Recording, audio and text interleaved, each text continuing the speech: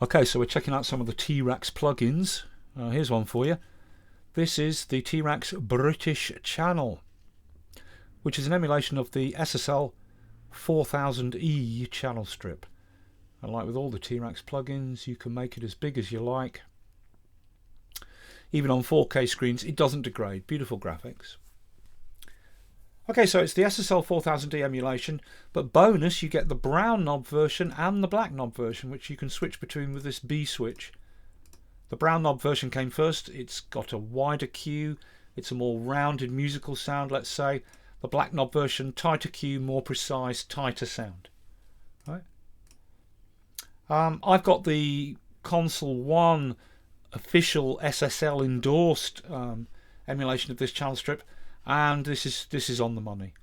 Yeah, it's as good as you want for what it costs, and it's very affordable. Most of these plugins are about €100 each plus tax, right? So a very comprehensive EQ. You've got a low shelf, which can be switched to peak. You've got a high shelf, which can be switched to peak, and you've got a low and high mid. All the bands boost or cut by 15 dB. Additionally, here you can switch in your filters, and then you have a low cut here and a high cut here, and the low and high cut can be switched into the sidechain of the dynamic section. So your low shelf goes from 50 Hz to 400 Hz. Can be switched to peak, 15 dB of boost or cut. Your high shelf goes from 1.5K to 13K. Can be switched to peak, 15 dB of boost or cut. The low mid goes from 200 Hz to 2K, 15 dB of boost or cut, and you can adjust the Q, wider or tighter. And on the high mid here, that goes from 600 Hz to 7K, 15 dB of boost or cut, and again you can adjust the Q, wider or tighter. Right. Your high pass here, or low cut, goes from 30 Hz up to 400 Hz, and your low pass or high cut here goes from 3K right to the top, 20K. Okay. And then you've got your dynamic section. Great gate and the classic SSL 4000E VCA channel compressor.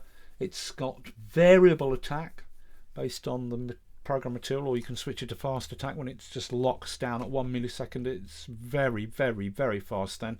Doesn't let any transients through at all, really. And you can drive the channel with the input here, which gives it some channel drive. Okay, look, let's get a sound going. Now on here I've got a kit. Just a stereo kit, right? Really basic. Let me put the headphones on. No separate outs or anything. I've dampened the kick a bit. I've dampened the snare a bit. But that room sound you hear, that's fixed on the kit, on these stereo kits. So basic stereo kit. Let's get the old channel going on it and see what we can do. So we're going to start with the bottom end. Let's give some nice deep thud, real deep thud on that kick. So I'm going to go right down to 50 Hz, give it some welly. Now I can switch the EQ in and out here. I can switch the dynamics in and out. Let's take that out, and I'll just, with this 50 Hz, giving it a lot of boost, 13 dB of boost. Now I can switch it to peak. I'll tighten it a bit, focus it as a 50 Hz bump right at the bottom rather than a shelf going up at 50 Hz and extending all the way down to 20 Hz.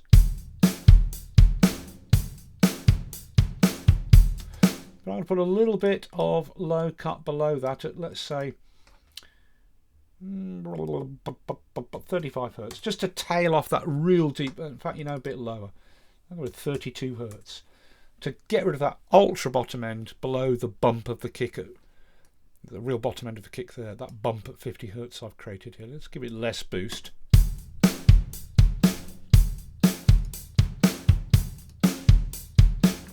That's giving it some welly. Now I've got still some low mid-range boom on that kick. So if I get this low mid here and bring it down to, let's say, 300 Hz, and carve that right out with a wide key, you'll hear all that low bottom mid scooped out. Now it makes it sound quieter because we're taking out all this body tone here. But if I bring the level up now, on the input, you can really hear that ultra deep thud at the bottom end there. So I don't want to scoop out that much. I'm scooping out enough that I'm really focusing on that thud by scooping out a lot of the deep low mids, but not too much. Okay, fairly wide Q to capture all that. Like I'm scooping out at 300 Hertz, but with this wide Q, that 300 will be in the middle of the cut, but it's going to scoop down to like 150-ish, getting towards 100 and up from that to 400 Hertz, slightly above. A nice wide scoop out there, centered at 300 Hertz. Now I'm mixing a stereo kit through this, so by scooping out those low mids, which are scooping out the deep low mids of the boom of the kick, leaving just the super deep thud, but I'm also getting rid of all that bottom end on the snare. Now my upper mid here can go down as low as 600 Hertz, but if I put some of that on, that's quite sort of honky, medium-sized cardboard box tone, right? So no point putting anything around here on, because it's just going to bring that honky mid onto the kick. Right, so let's go higher up to about 2.7K and put some treble on that snare, a bit of a wider Q. And then up at the top here, this high shelf, I'm going to keep it in shelf, not peak, and put some real icing sugar up here, 11K. There we go. Alright, not so much so, back it off. Now I'm on headphones, so I'm probably exaggerating this a lot. It's probably going to sound a little bit toppy and bottomy on speakers, but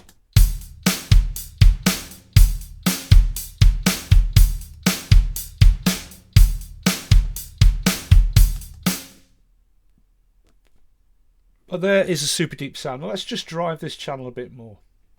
Give it a bit of welly there.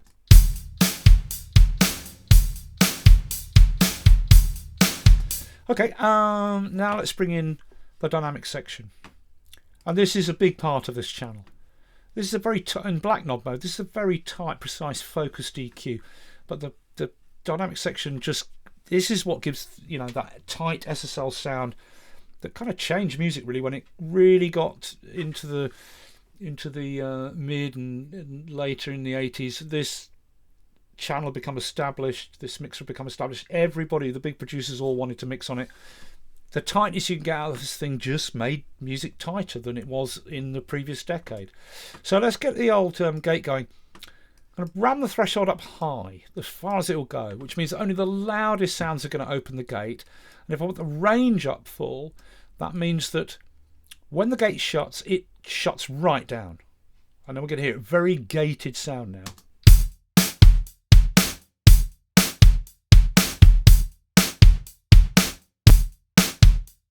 Okay, and I'm going to just back that range off so it's not shutting quite down so much. So look, obviously we've got extreme gating on here because I've got the threshold right up, so only the loudest kick and snare, just the kick and snare, nothing in between the hats, and not opening this, just boom, bap, boom. Then it's shutting down at just over half a second. But the range is up full, which means when the gate shuts, it's shutting right down. If I bring that down so that the gate turns down when it closes rather than shuts off completely,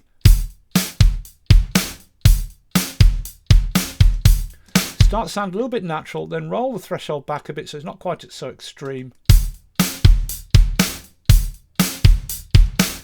Yeah, and a bit of a longer release.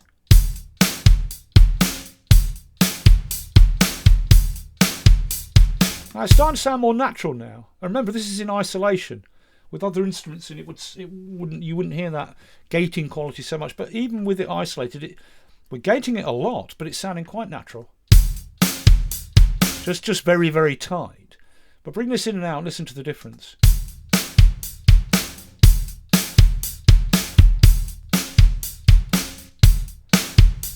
Oh, now let's give it some of the old SSL channel compressor. It's got variable attack this, unless you switch fast attack in, but then it hammers so hard. Have a listen. So you can use that with less threshold and whatever you like, but I'm going to go with quite a high threshold. Keep this off so the attack is varying with the material.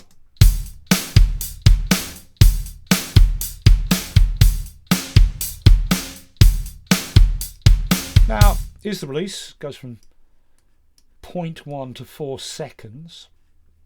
If I give it a long release, the compressor is going to lock down and not really recover between the kicks and snares. It'll hold that tight compression. 4:1 ratio. So bring it back a bit. The compressor is starting to recover between the loud kick and snare.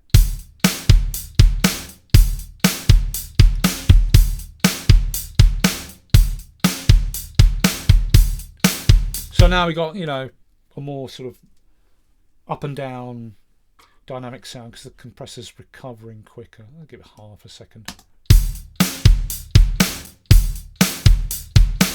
And take this dynamic section in and out, the gate and compressor.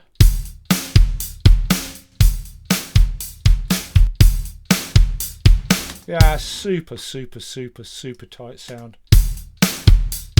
Just roll that threshold back a bit more.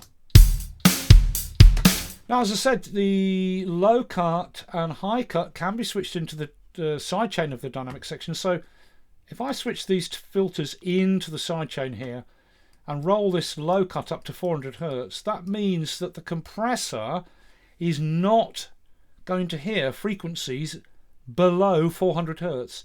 So now you'll hear the kick isn't really being compressed, just everything above 400 Hertz is being compressed. And because that kick is getting through and not being squashed, it's overloading. So I'm going to lower this down, or lower the output down.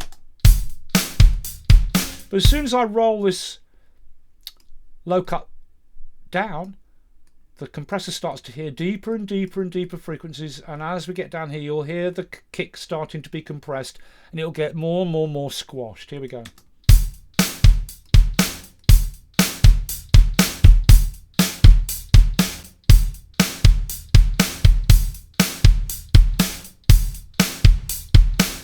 Yeah, so it's very good this if you want to, like, you know, not compress the bottom end or not compress the top treble area.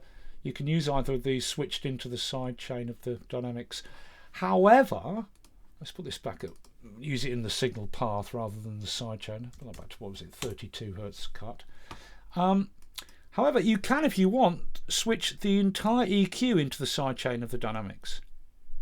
And then what the EQ no longer is processing the signal passing through, right?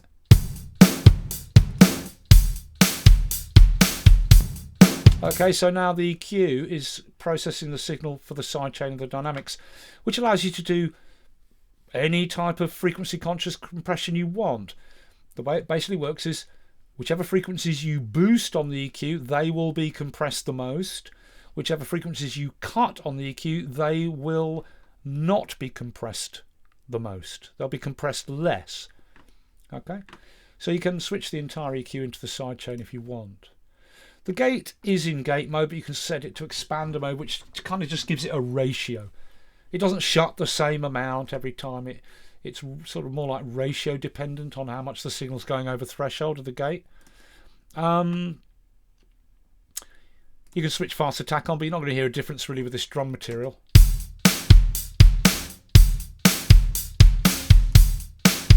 Okay, but then finally we've got this EQ pre-switch. Now, the way this thing should be laid out is this dynamic section should come before the EQ.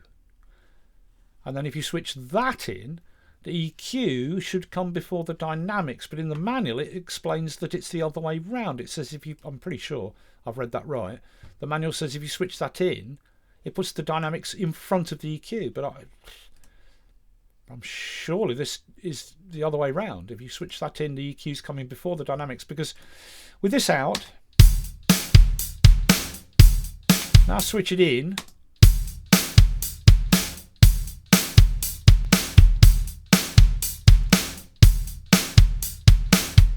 To my ears, that sounds like the compressor is getting more compression on the kick. The kick's getting more compression with this in, because that will put the EQ in front of the dynamic. So this boost on the bottom end of the kick is what the compressor is hearing. So it's crushing the kick more.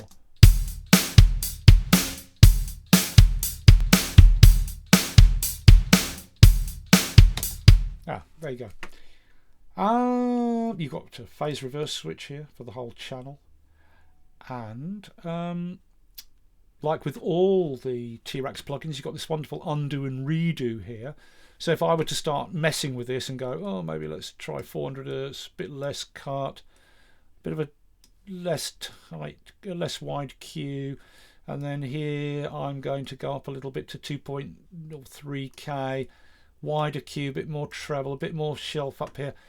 If I don't like it, I just go undo, undo, undo, undo, undo, undo, undo, undo, undo, undo. I'm back where I was. Or redo, redo. Fantastic this. This is on all of them.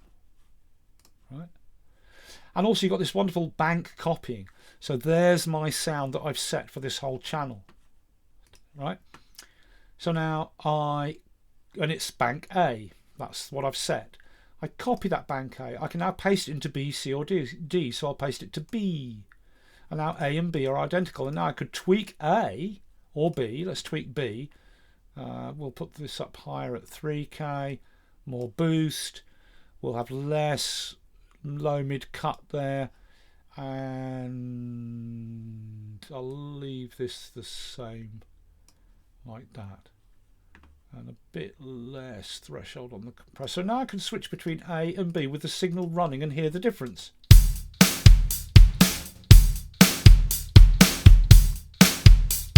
This is really useful for being able to switch between versions of whatever you've set. If you want to save something, bang here, save it as a preset, ready to be used in any future project or on any other channel in the same project. Yeah, and like with all the T-Rex plugins, where relevant on a stereo, when it's on a stereo channel, you've got this wonderful left-right mid-side processing option. Left-right is the default. With equals in, you're processing the left and right of the stereo channel the same, but you can process left and right independently differently. And you can switch to mid-side and do your mid and sides differently. Fantastic. And of course you've got the wonderful reset button here to quickly reset the channel anytime. The question mark here opens the manual. So there it is. Let's just switch now to brown knob and hear the difference. This is black knob.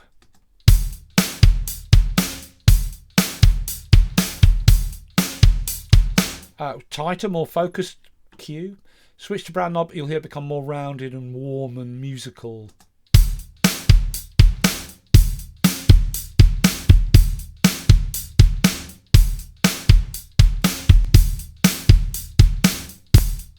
Yeah, so you got the best of both worlds. It's a real bargain. So there it is. That is the T-Rex British channel. Two SSL versions of the 4000E for around €100 plus tax. It's a really good little plugin. Really good. Well, that's that one anyway. I hope that's useful.